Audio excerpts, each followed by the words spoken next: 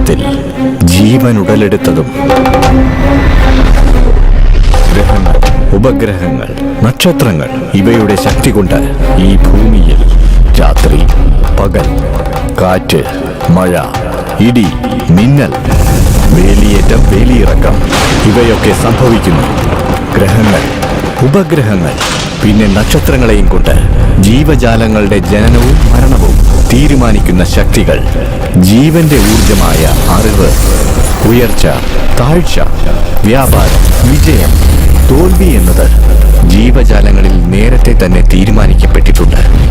ആത്മാവിന് മരണമില്ല എന്ന രഹസ്യം പോലും ജീവന്റെ ജനനത്തിലും മരണത്തിലും ഉള്ള നിഗൂഢതയാണ്.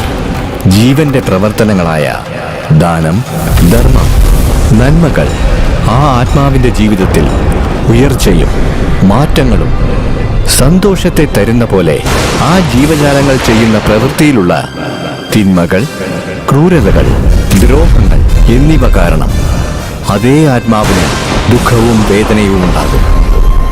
മരിച്ച ആത്മാവ് മരണത്തിന് ശേഷവും പ്രപഞ്ചത്തിൽ പ്രേതാത്മാവായി ജീവിച്ചുകൊണ്ടേയിരിക്കും. മനുഷ്യശക്തികൾ പ്രേതാത്മാവിന് ചെയ്യേണ്ട കർമ്മങ്ങൾ ചെയ്യാതിരുന്നാൽ ആ സമയത്ത് ആ പ്രേതാത്മാക്കൾ അവന്റെ സ്വഭാവത്തെ അടിസ്ഥാനമാക്കി കുടുംബത്തിൽ കുഴപ്പങ്ങളും ദോഷങ്ങളും ദുരിതത്തെയും ദുഃഖത്തെയും കൊണ്ടുവരും. ഈ പ്രേതാത്മാവിനെ കൊണ്ട് മന്ത്രശക്തികൾ പല പല മായകളും അനുഭവപ്പെടാൻ കാരണമാകുന്നു. ഈ പ്രേതാത്മാക്കൾ മനുഷ്യനായി പിറവിയെടുത്ത ആത്മാവിനെ പോലും നശിപ്പിക്കാൻ കഴിവുള്ളവയാണ്. അതാണ് മനുഷ്യന്റെ വിധി.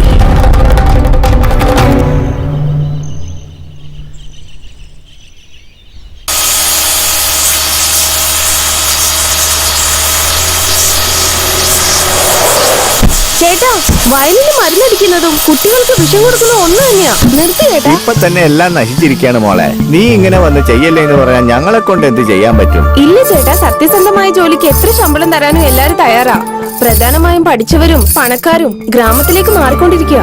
ഇപ്പൊ മാർക്കറ്റിൽ ഓർഗാനിക് സാധനങ്ങൾക്കാണ് വില അധികം. അമേരിക്കക്കാര് പറഞ്ഞതിന് ശേഷം കഞ്ഞിവെള്ളത്തിന് പോലും ഭയങ്കര ഡിമാൻഡാണ് ഇവിടെ. അത് മാത്രമല്ല, കടലമിഠായി, ശർക്കര, എള്ള്, നെല്ല്, പനംകരിക്ക്, മൺപാത്രം ഇതെല്ലാം വാങ്ങാൻ വേണ്ടി അമേരിക്കക്കാര് വരി നിൽക്കുക അവിടെ. ചേട്ടൻ വേണമെങ്കിൽ നോക്കിക്കോ, ഒരു ദിവസം എല്ലാവരും നമ്മുടെ മണ്ണിന്റെ മഹത്വം മനസ്സിലാക്കി ഗ്രാമത്തിൽ വന്ന് താമസിക്കും.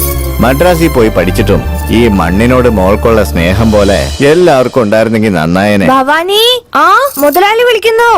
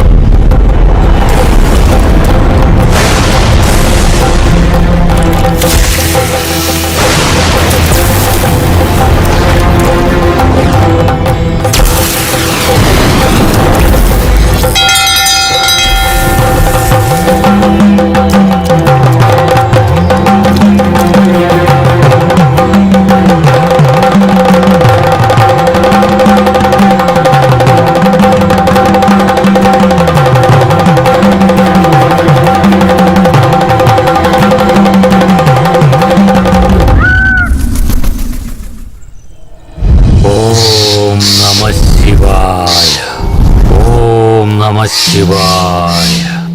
ഓം നമ ശിവായ. ഓം നമ ശിവായ. ശിവായ നമഃ. എന്താ സാർ നമ്മുടെ ചാനലിൽ എന്റെ കോൺസെപ്റ്റ് മാത്രം വരാത്തതിന് വിഷമിക്കാതെ വരുന്നതിന് ട്രൈ ചെയ്യാൻ നോക്ക്. കാടും മലയൊക്കെ താണ്ടി ഇയാളെയാണോ ഷൂട്ട് ചെയ്യാൻ വന്നത്? എടാ, അയാൾ സാധാരണ ആളൊന്നുമില്ല. നീ ഒന്ന് വായടച്ചോണ്ട് വാ. ഇയാളാണോ സിദ്ധര്? കണ്ടിട്ട് എന്റെ ഉടായി പോലെ തോന്നും. പുതിയതെന്ന് പറഞ്ഞ് എല്ലാവരും അതിന്റെ പുറകെ പോവാ. നീ പഴയത് അന്വേഷിക്കേ.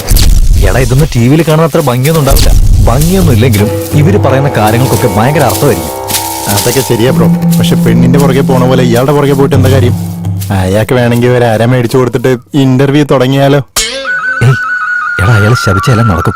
നീ മിണ്ടാതെ ഇങ്ങോട്ട് വന്നേ. ഇയാൾക്കാണോ ഇത്ര ബിൽഡപ്പ് വരുന്നത്? ഇതെന്താ ബ്രോ, പാർക്കിലൊക്കെ നടക്കുന്ന പോലെ ഈ കാട്ടിൽ നടക്കുന്നത്? ആന്ധ്രയിൽ ഭൈരവ ഗുണ എന്ന് പറഞ്ഞൊരു സ്പോട്ടുണ്ട്. അവിടെ ഒരു സിദ്ധൻ ഇടയ്ക്കിടയ്ക്ക് വന്നു പോകുന്നുണ്ട്. നീ അയാളുടെ കാര്യം ഷൂട്ട് ചെയ്യേ, ഞാൻ ചാനലിൽ കൊടുക്കാം. നീ ശ്രദ്ധിക്കപ്പെടും. ഓം നമഃ ശിവായ. അയ്യോ, കാണാനില്ലല്ലോ. എല്ലാം നീ കാരണോടാ. അയാൾ പോയില്ലേ? ഒന്നിന് പോയിട്ടുണ്ടാവും ബ്രോ. ചിലപ്പോ ഏതെങ്കിലും മൂലക്ക് നിന്നിട്ടുണ്ടാവും. അമ്മേ, എടാ, എന്താ ഇത്? ഇങ്ങോട്ട് വാടാ. ഒന്ന് പോടാ. ഈ സിദ്ധനെന്താ ഒളിച്ചു കളിക്കാണോ? വീട്ടിലെത്തുമ്പോഴത്തേക്കും എന്റെ നടു ഓടിയും.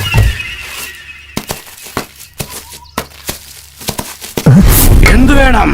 ഒരു ഇന്റർവ്യൂ. എന്താ ബ്രോ ഇത്? ലൈസൻസ് ഇല്ലാതെ പോലീസിനെ കാണുന്ന പോലെ പേടിക്കുന്ന എന്തിനാ? സിദ്ധനെ, നിന്റെ അടുത്ത് KFC ചിക്കൻ ഒന്നും ചോദിച്ചില്ല. നല്ല ചൂടോടെ 4 ചോദ്യം ചോദിക്കും. അതിന് ഉത്തരം പറഞ്ഞിട്ട് പൊക്കോ. സിദ്ധനെ, ഒരു ഫോട്ടോ വരുമോ? സിദ്ധനെ, അതെ, അവിടെ നിൽക്കേ. സിദ്ധരെ, ഒന്ന് നിക്കേ. ശരിക്കും ദൈവമുണ്ടോ? അവരില്ലാതെ നമ്മളെങ്ങനെയാ ജനിക്കുന്നേ? അത് പ്രകൃതി നിയമമല്ല സ്വാമി. പ്രകൃതി തന്നെ ഉണ്ടാക്കിയത് ആ ദൈവമാണ്. ശരി, ദൈവം ഉണ്ടെന്നിരിക്കട്ടെ. ദൈവം ഉണ്ടായിട്ടും ഈ ലോകത്തെന്താ ഇത്രയും ക്രൂരം നടക്കുന്നത്?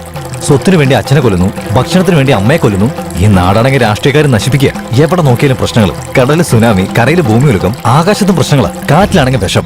ഇതിൽ പെട്ട് മരിക്കുന്ന ജനങ്ങളിൽ ദൈവത്തെ വിശ്വസിക്കുന്നതിനുണ്ടാവില്ല. അങ്ങനെയാണെങ്കിൽ ദൈവം അവരെ രക്ഷിക്കണ്ടേ? കഷ്ടപ്പാടിൽ വരാത്ത ദൈവം ഉണ്ടെങ്കിൽ എന്താ, ഇല്ലെങ്കിൽ എന്താ? ദൈവം ഉണ്ടെന്ന് പറഞ്ഞ എല്ലാരും പറ്റിച്ചോണ്ടിരിക്കല്ലേ? അല്ലാവും ഒരുപാട് കഷ്ടപ്പെട്ടിട്ടുണ്ട്. യേശുവിനെ ഒരുപാട് ദ്രോഹിച്ചിട്ടുണ്ട്. രാമനും കാട്ടിൽ ഒരുപാട് കഷ്ടപ്പെട്ടിട്ടുണ്ട്.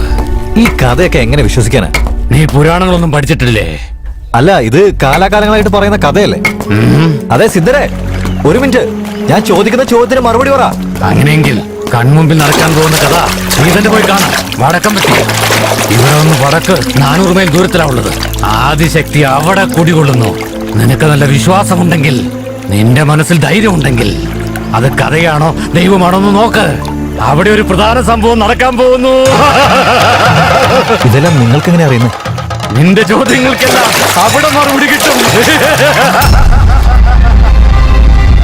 ഈ സിദ്ധനും നമ്മുടെ നാട്ടിലെ രാഷ്ട്രീയക്കാരെ പോലെയാ ബ്രോ. കുഴപ്പിക്കുന്ന ചോദ്യം ചോദിച്ചു കഴിയുമ്പോ ഓടിക്കളയാണല്ലോ.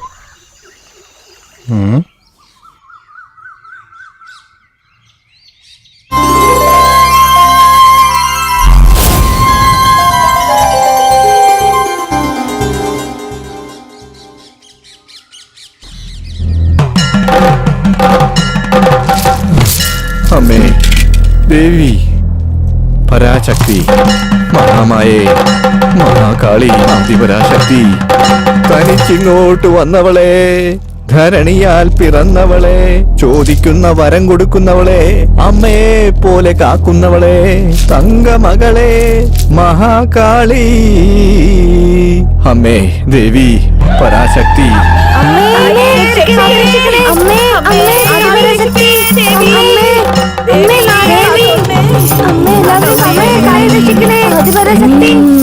അമ്മേ ദേവി ആദിപരാശക്തി.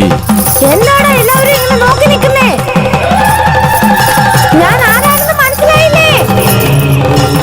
വന്നതാരാ മകളെ? എന്നോടൊന്ന് പറ. ശക്തിയാടാ, ആദിപരാശക്തി. അമ്മേ ആദിപരാശക്തി.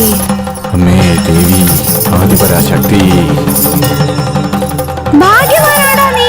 നിന്റെ അച്ഛനപ്പൂപ്പന്മാർക്ക് കിട്ടാത്ത ഭാഗ്യം ഇപ്പൊ നിനക്ക് കിട്ടാൻ പോവാടാ. മനസ്സിലാവുന്നുണ്ടോ? അമ്മേ അമ്മേ ആദിപരാശക്തി. ഓം ശക്തി, ഓം ശക്തി. ഒരു നീണ്ട നാളായി നടക്കുന്ന പ്രശ്നം തീർക്കാൻ സ്വയമേ വന്നതാണ് ഞാൻ. ശക്തിയാണ്, ആദിപരാശക്തി. അമ്മേ, നിങ്ങൾക്ക് എന്താ വേണ്ടത്? ഞാൻ ഇരിക്കുന്ന സ്ഥലത്ത് തന്നെ എനിക്ക് വേണ്ടി ഒരു ക്ഷേത്രം പണിയ. അതിന് വന്നതാണ് ഞാൻ, മഹാശക്തി. അമ്മേ രക്ഷിക്കണം അമ്മേ ദേവി.